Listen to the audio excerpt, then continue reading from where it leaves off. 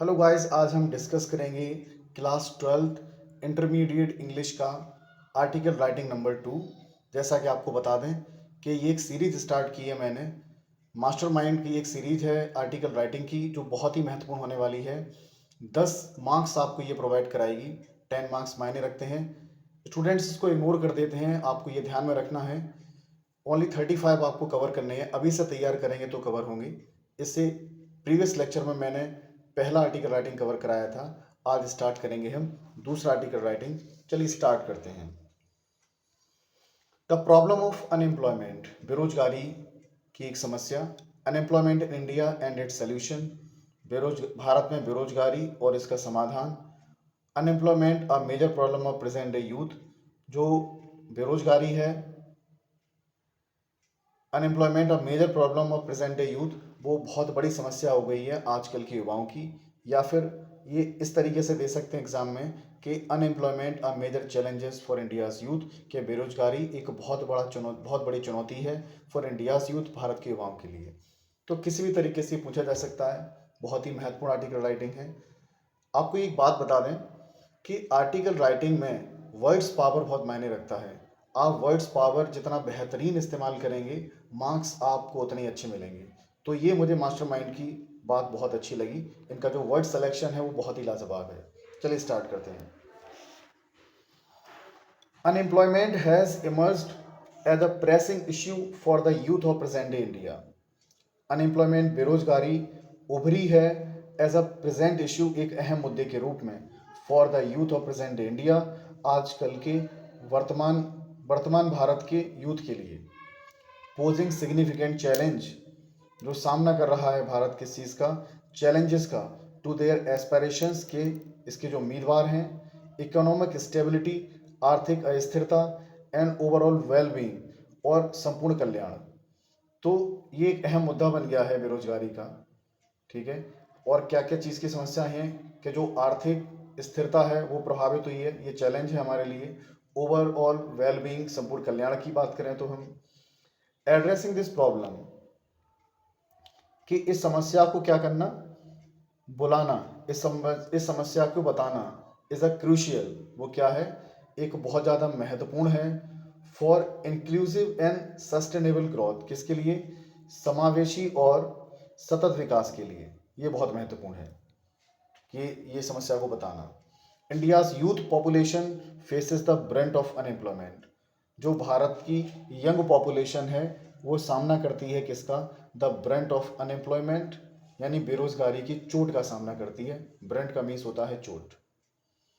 With a large number of educated individuals, एक बहुत बड़ी संख्या में शिक्षित लोग स्ट्रगलिंग, संघर्ष कर रहे हैं, to secure suitable employment opportunities, क्या पाने के लिए, कि उचित रोजगार अवसर उन्हें मिल जाएं, इसके लिए वो संघर्ष कर रहे हैं।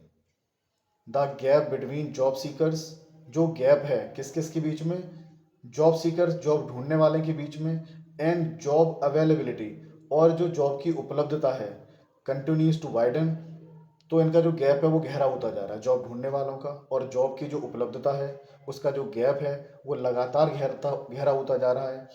एक्सकर्बेटिंग द प्रॉब्लम, और ये समस्या कैसी होती जा रही है, एक्सकर्बेट का मतलब होता है बदतर हो जाना, और ये समस्या बदतर होती जा रही है।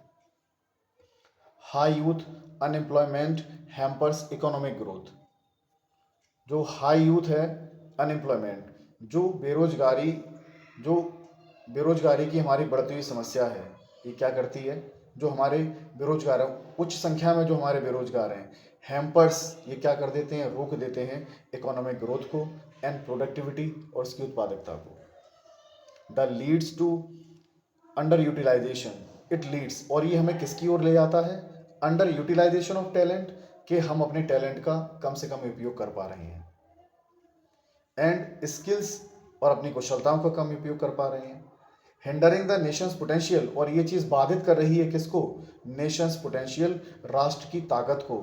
राष्ट्र की ताकत किसके लिए, फॉर इनोवेशन, आविष्कार के लिए, कॉम्पिटिटिवनेस, और प्रतियोगिता के लिए।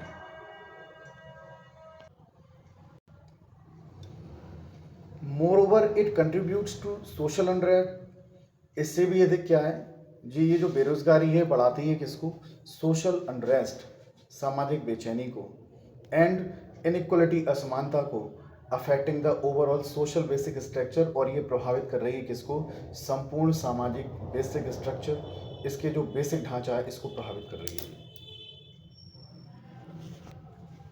नेक्स्ट देखते हैं आगे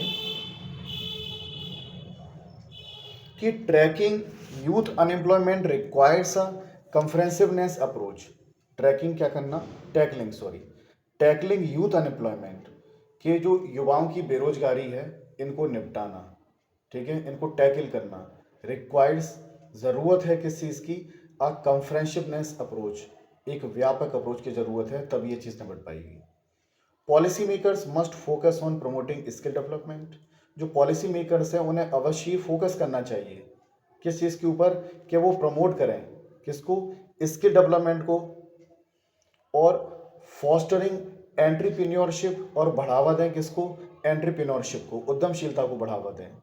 इनकरेजिंग, ठीक है, उत्साह बढ़ाते हुए, इनकरेज करते हुए क्या करें, वो इन्वेस्टमेंट करें किसमें, इन लेबर इंटेंसिव सेक्टर्स। किसमें इन्वेस्टमेंट करें, लेबर इंसेंटिव सेक्टर्स का मतलब है श्रम प्रधान क्षेत्र में। एंड एलिनिंग एजुकेशंस, और शिक्षा को संरक्षित करें विद द मार्केट डिमांड्स, किसके हिसाब से, शिक्षा को इस तरीके से बनाया जाए कि वो मार्केट के डिमांड्स के हिसाब से सेट हो, कि मार्केट क्या डिमांड कर रहा है इसके हिसाब से सेट हो। एडिशनली, इसके अतिरिक्त enhancing ease of doing business, वो बढ़ावा दें किसको, बिजनेस को बढ़ावा दें। And providing adequate social safety, और क्या करें, पर्याप्त सोशल सेफ्टी नेट्स दें।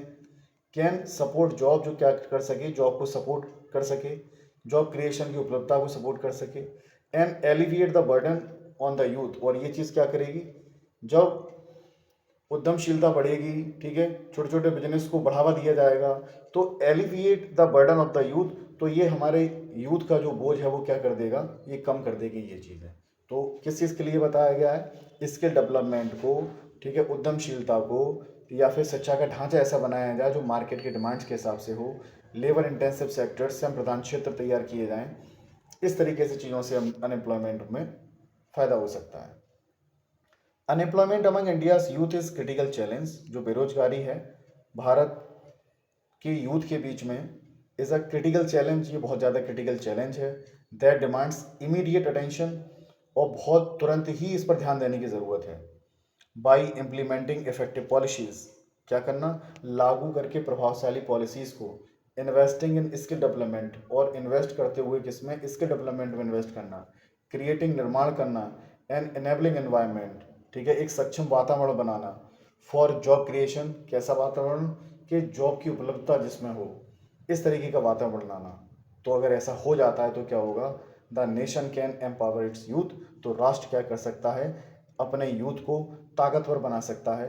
अनलॉक देयर पोटेंशियल्स, और वो खोल सकता है पोटेंशियल, उनकी ताकत को, फॉर अ प्रॉस्परस फ्यूचर, किसके लिए, समृद्ध भविष्य के लिए। तो ये है बहुत ही इंपॉर्टेंट आर्टिकल राइटिंग रहा। वर्ड पावर एंड कंटेंट बहुत ही बेहतरीन है, कम शब्दों में उन्होंने बहुत बड़ी बात कही है, और यही एक अच्छे आर्टिकल राइटिंग की विशेषता होती है।